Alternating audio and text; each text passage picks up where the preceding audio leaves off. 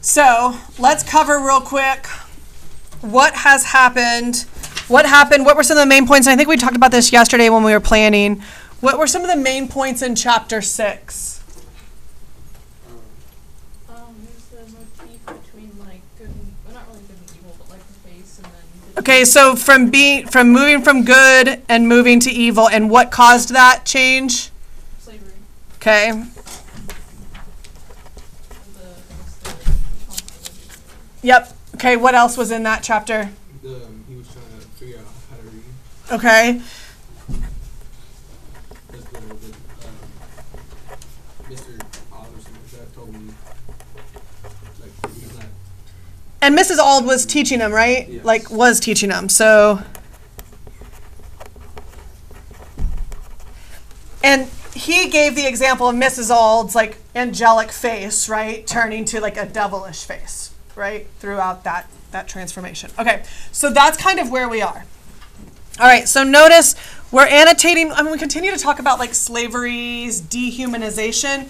And this is, I think I discussed it with you guys yesterday, how a lot of what we look at when we look at slave narratives are obviously from the viewpoint of how slavery affected the Africans, right, that came over, right? Obviously, like, how did slavery, it negatively affected the slaves? Well, duh, right? What I think we don't see a lot of is how slavery negatively impacted those who enslaved others, right? Not that we want to feel empathetic for them, but the fact that we recognize that it did create this sense of dehumanization, not just in the slaves, but those who owned them. All right, here we go. I lived in Master Hugh's family about 7 years. During this time, I succeeded in learning to read and write. In accomplishing this, I was compelled to resort to various stratagems. I had no regular teacher. Okay, so here, so he has to figure out how to learn. My mistress, who had kindly commenced to instruct me, had, in compliance with the advice and direction of her husband, not only ceased to instruct, but had set her face against mine being instructed by anyone else. It is due, however, so Miss Hugh,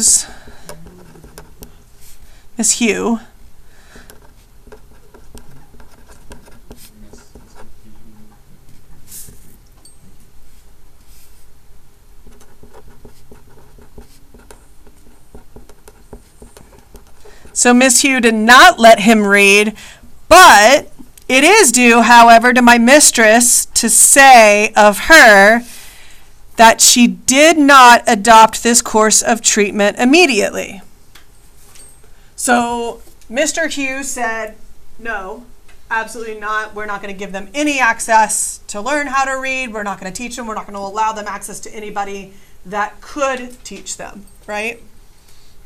She didn't do that immediately. She at first lacked the depravity indispensable to shutting me up in mental darkness.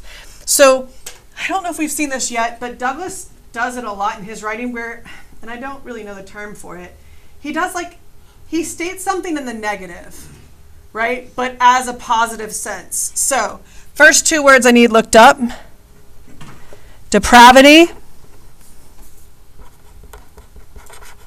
and indispensable. Depravity, moral corruption, and wickedness. Moral corruption and indispensable.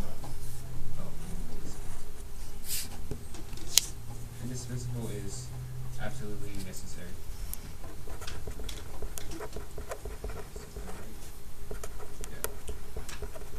Okay. And look at this idea of this mental darkness, right? That's that idea of learning. Okay. So it's that negative, right? That she lacked the moral corruption absolutely necessary to keep him in mental darkness. Which means Miss Hugh was what? Nice. She was nice. So Miss Hugh did want to help him. She had what we would call a moral compass. Moral compass being that thing that allows you to recognize right and wrong and leads you in the right direction, right? She had not been corrupted by slavery yet. It was at least necessary for her to have some training in the exercise of irresponsible power, to make her equal to the task of treating me as though I were a brute. So notice he's labeling this idea of irresponsible power as what slave owners had. Irresponsible power, meaning they had power, but they didn't know how to use it correctly. My mistress was, as I have said, a kind and tender-hearted woman, and in the simplicity of her soul she commenced, when I first went to live with her, to treat me as she supposed one human being ought to treat another. So this was Miss Hugh.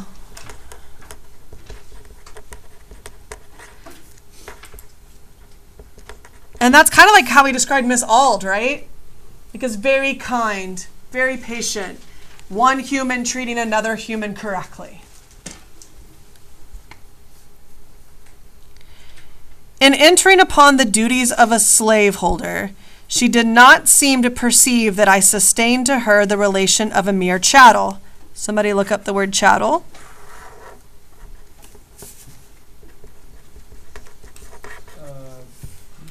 Chattel. An item of property other than real estate. In general use of a personal possession. Usually it describes like farm animals.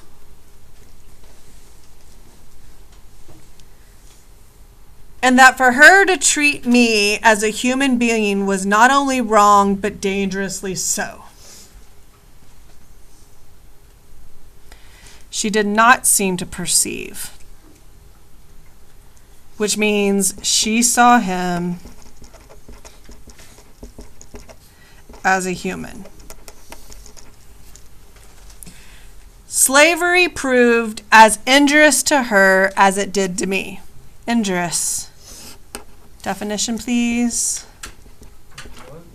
Injurious. Injurious.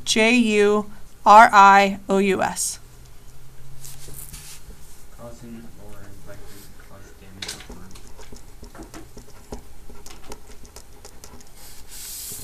Slavery proved as injurious to her as it did to me. That again, I think, is like where we say, like, we don't normally look at that aspect of slavery, right? That it affected the slave owners as much, not as much, I won't even come close to saying that, but that it affected the slave owners, right? When I went there, she was pious, being religious, pious, warm, and tender-hearted. So that was, again, Miss Hugh at first.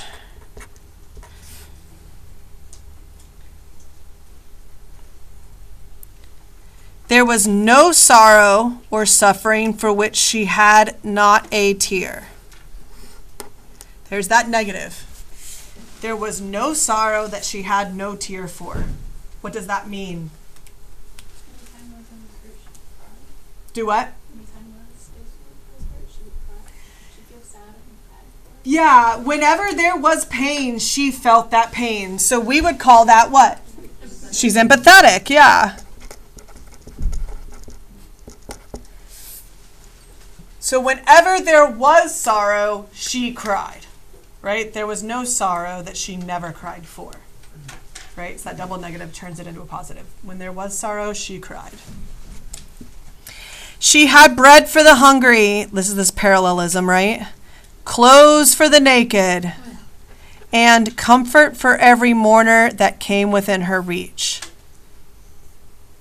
Slavery soon proved its ability to divest of her of these heavenly qualities. So, again,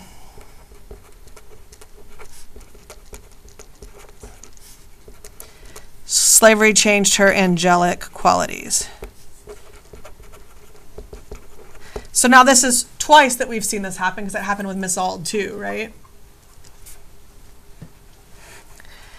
Under its influence, who is the its? Because we need to continue this as we go through. Slavery. The tender-hearted became stone, and the lamb-like disposition gave way to one of tiger-like fierceness. The first step in her downward course was in her ceasing to instruct me. So this was her change to be evil, quote unquote. She now commenced to practice her husband's precepts, like his beliefs. She finally became even more violent in her opposition than her husband himself.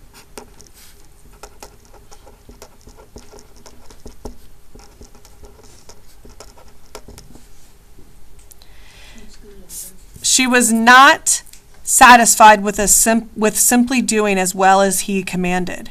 She seemed anxious to do better. Nothing seemed to make her more angry than to see me with the newspaper. She seemed to think that here lay the danger. I have had her rush at me with a face made all up a fury and snatch from me a newspaper in a manner that fully revealed her apprehension. She was an apt woman. Somebody tell me what apt means. A-P-T.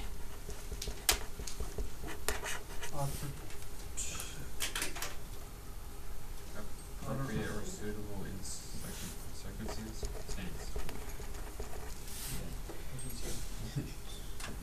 She was an apt woman. Why was she apt in this situation? Because she was what? Suitable. Why? For what situation? Why was she suitable? Because she What situation is she in? having That's to do with slavery. Okay? So why was she now suitable for that position? Because she didn't That's how they're supposed to be. yeah. Yeah. Yeah. So before she was not suitable because she was kind, because she was empathetic. And now she wanted to beat them and cause more harm than her husband did. She was full-fledged a great slave owner compared to other people, right? She was suitable for that position. Whatever it was that kept her moral compass, she had no moral compass anymore. And a little experience soon demonstrated to her satisfaction that education and slavery were incompatible with each other. So the question is,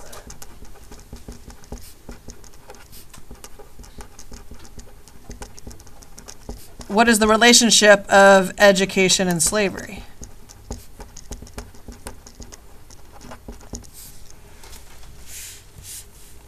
What is the relationship between education and slavery? How do they relate to each other? they don't. Because slavery doesn't, slaves don't have education. Okay. That's the view of Miss Hugh. The more knowledge you have, the more power you have. To do what? Freedom to escape.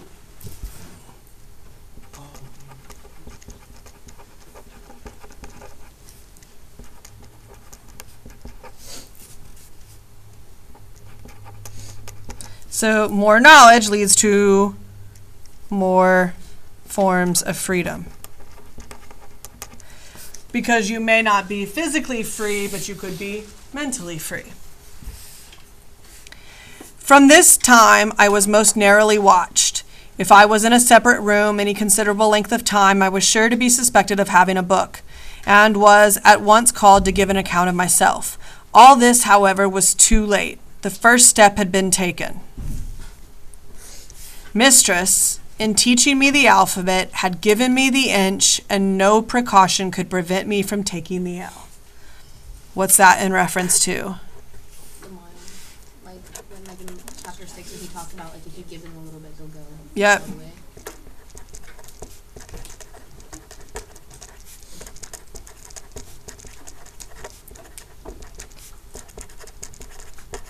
And it's that idea of, once you get a taste of something, once you understand a little bit of something, then that will allow you to want to take more because you'll know what it is, right? It's like whenever I give like Cooper a taste of like my milkshake or ice cream or something, and I'm like, just try it. And she's like, I don't want to. And I'm like, no, just try it. She tries a little bit and then she ends up taking all of it, right? So when you give them a taste of something that they are not familiar with, right, and they like it, then they're just going to do everything they can to take more. So he was right. The plan which I adopted and the one by which I was most successful was that of making friends of all the little white boys whom I met in the street. Okay, so Frederick Douglass's strategy to learn, right?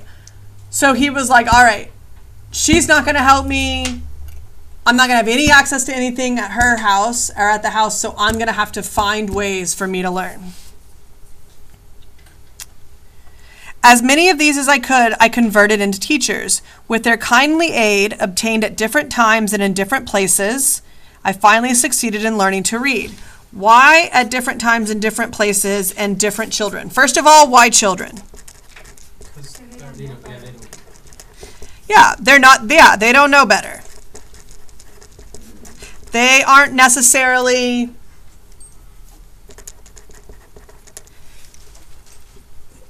influenced by, they do see what's happening around them, but they're not necessarily influenced by it, right? Why different times? Why different places? What does that allow him to do? He doesn't get caught. There's no pattern. Yep.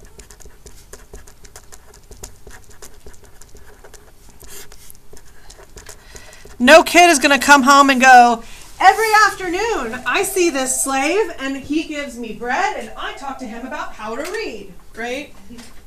Miss Smith. Yep. All right. Check it out.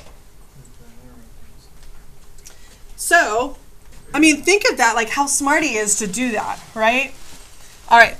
I finally succeeded in learning to read. When I was sent of errands, I always took my book with me, and by going one part of my errand quickly, I found time to get a lesson before my return.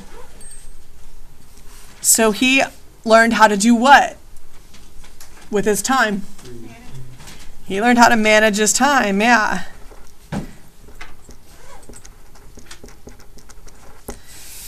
He was like, all right, so where most slaves would take their time, right, doing the errand, because the faster I got it done, the quicker I would have to be home.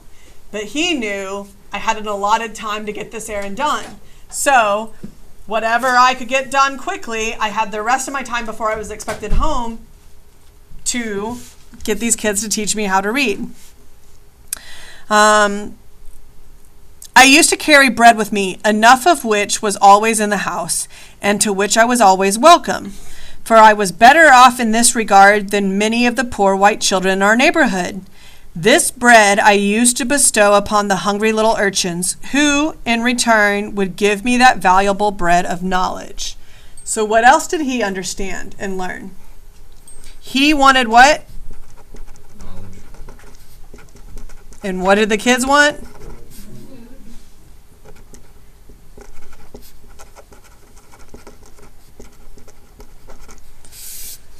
So here, he learned how to bargain. Like he understands how people work. I am strongly tempted to give you the names of 2 or 3 of those little boys as a testimonial of the gratitude and affection I bear them, but prudence forbids. Not that it would injure me, but it might embarrass them. For it is almost an unpardonable offense to teach slaves to read in this Christian country. Okay, what does that show you about Frederick Douglass's character? Considerate. Yeah? Why?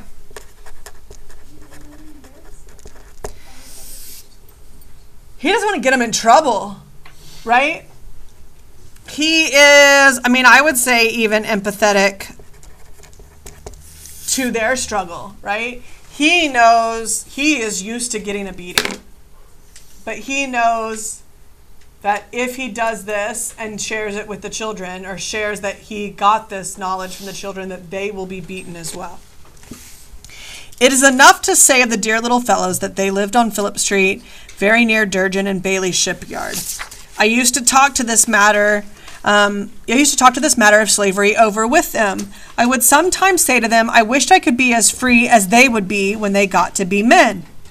You will be free as soon as you are 21, but I am a slave for life. Have not I as good a right to be free as you have?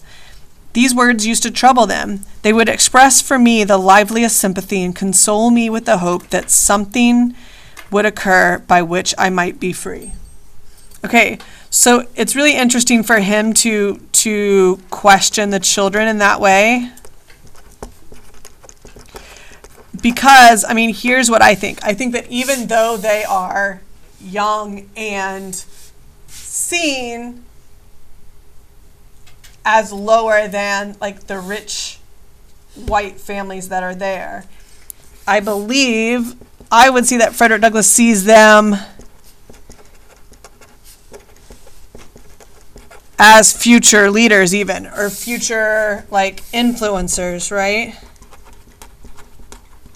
If these kids can in some way see that I am no different than them and I deserve the same rights as them, then perhaps maybe in the future they will make some kind of change. I was now about 12 years old. All right, so this chapter, he is 12 years old.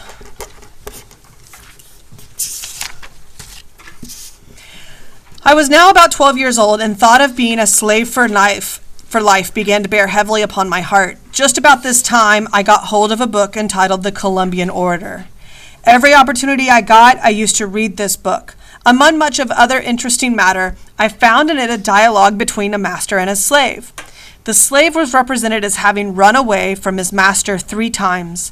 The dialogue represented the conversation which took place between them, when the slave was retaken the 3rd time. In this dialogue, the whole argument in behalf of slavery was brought forward by the master, all of which was disposed of by the slave.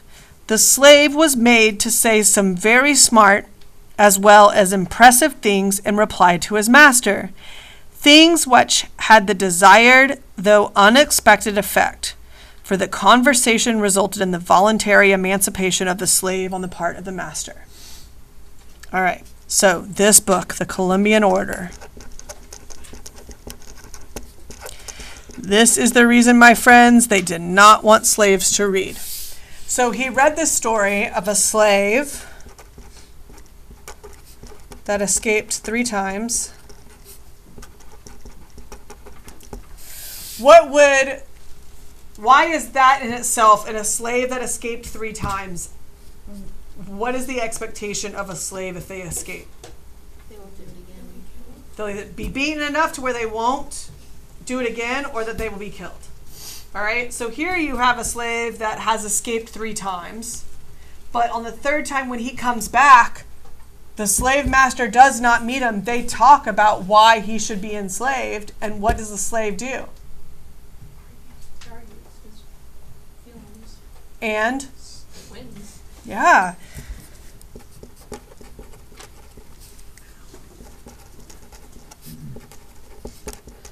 The slave earns his freedom through the discussion. Now, why is it that slave masters, slave owners, did not want slaves to read? This is a perfect example. What does this book, what does this story give those who read it? Hope for what? Freedom. Yep.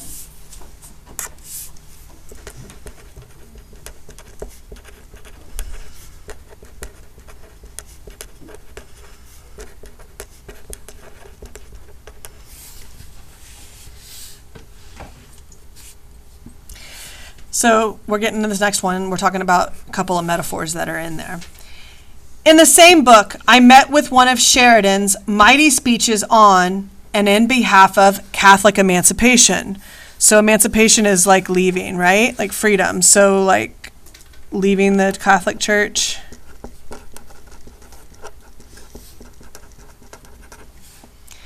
These were choice documents to me. I read them over and over again with unabated interest. They have tongue of interesting thoughts. of my own soul, which had frequently flashed through my mind and died away for want of utterance. The moral which I gained from the dialogue was the power of truth over the conscience of even a slaveholder. So, I mean, that assumes that the slaveholder has some form of conscience, right? And if they do, the truth of this situation and the truth of what the Bible says will set us free. What I got from Sheridan was a bold denunciation of slavery and a powerful vindication of human rights. The reading of these documents enabled me to utter my thoughts and to meet the arguments brought forward to sustain slavery. But while they relieved me of one difficulty, like why we should be free, right? They brought on another even more painful than the one which I was relieved. The more I read, the more I was led to abhor and detest my enslavers. I could regard them in no other light than a band of successful robbers.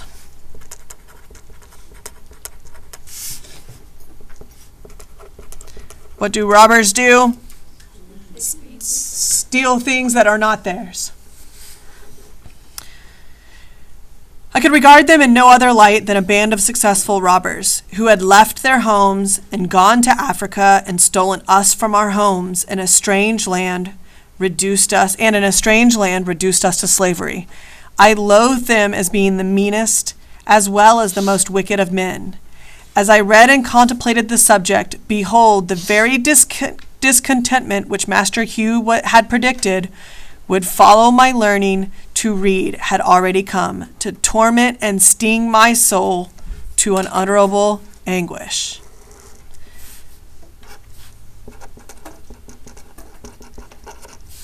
That was unexpected. So, in reading all this,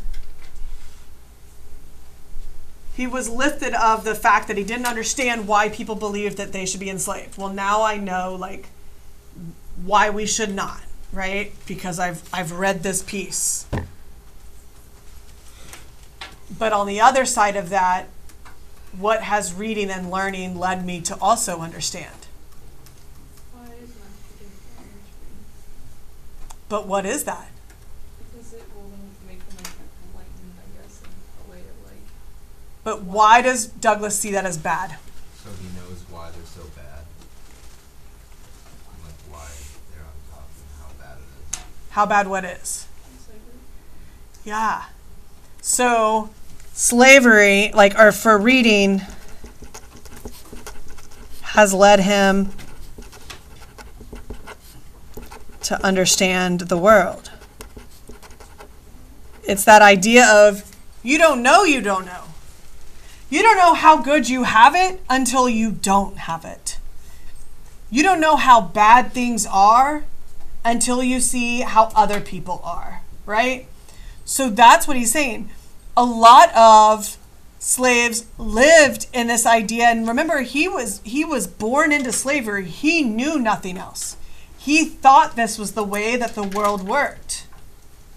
This was not. So by reading, he learned that this is not the way that the world works, that there are people who are free, that there are people that do not enslave others, right? So that education, that learning led him to a better understanding, but a painful understanding of how the world works.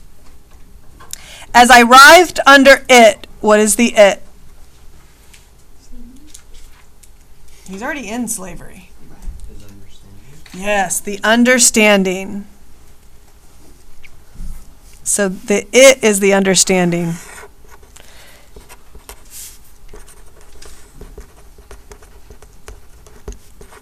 The understanding of the world. As I writhed under it, I would at times feel that learning to read had been a curse rather than a blessing. It had given me a view of my wretched condition. The it here is now education or reading. It had given me a view of wretched condition without the remedy. It opened my eyes to the horrible pit but no ladder upon which to get out. So there's another metaphor.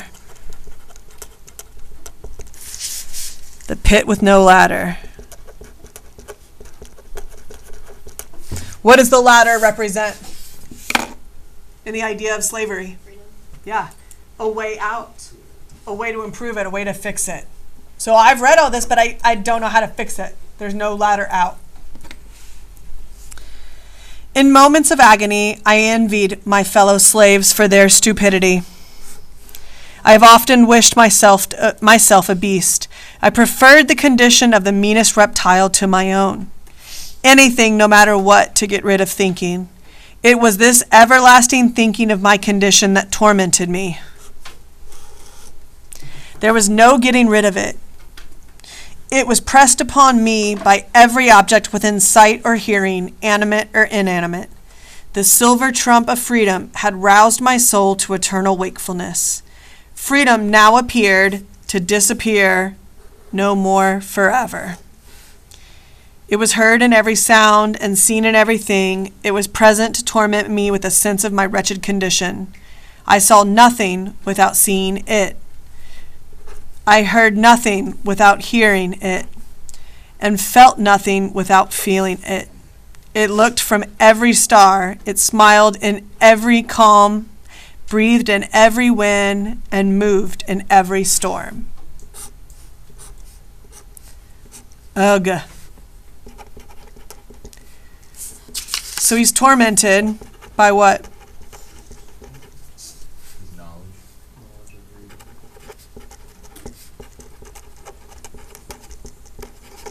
So everything he looked at reminded him of freedom, of what he could not have. So let's answer that question. What can be a cost of knowledge? The cost, yeah.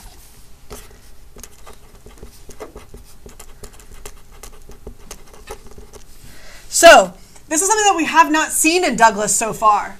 Agreed? This idea, and I wouldn't say it's negative. I would just see that this is not an optimistic lookout, right, for him?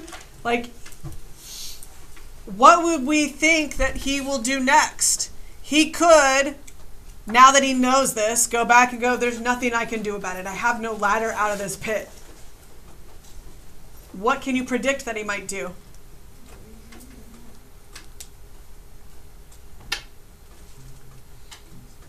Stop reading.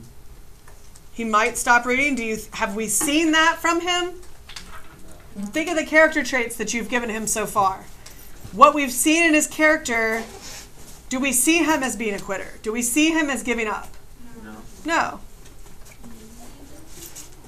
Maybe what? Maybe he does. So, education is meaningless without what? Okay, so what does the ladder represent? Yeah. Education is meaningless without what? Okay, without determination. No ladder. Without freedom. Without what? Without purpose. Good. There you go. It's my favorite chapter. All right. Might have caught that if you hadn't started putting up already.